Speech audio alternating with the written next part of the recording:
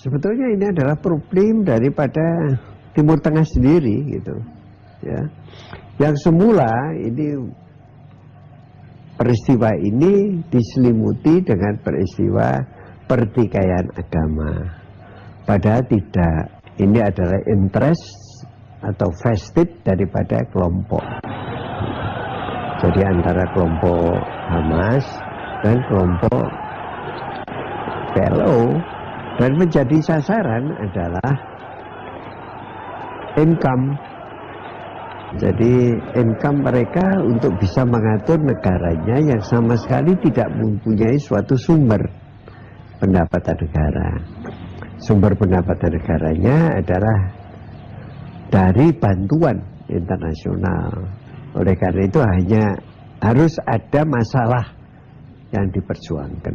Oleh karena itu maka timbul yang dinamakan pertikaian antara Israel dan Palestina.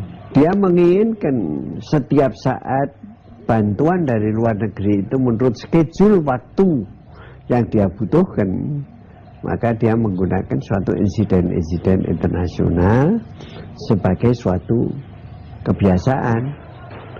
Sehingga schedule time-nya budget yang diperlukan itu akan tepat itu.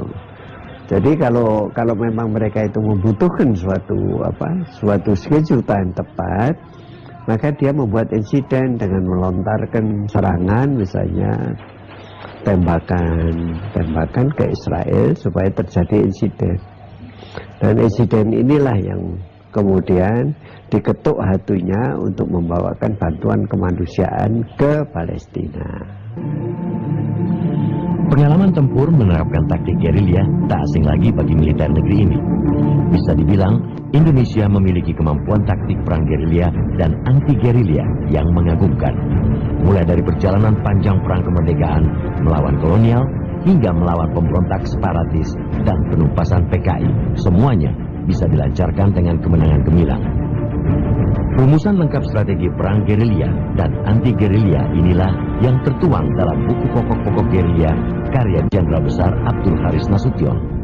Semasa hidupnya sebagai prajurit pemikir yang mengabdi kepada bangsa dan negara, mendiang Jenderal Abdul Haris Nasution telah banyak menggagas sejumlah konsep pertahanan militer.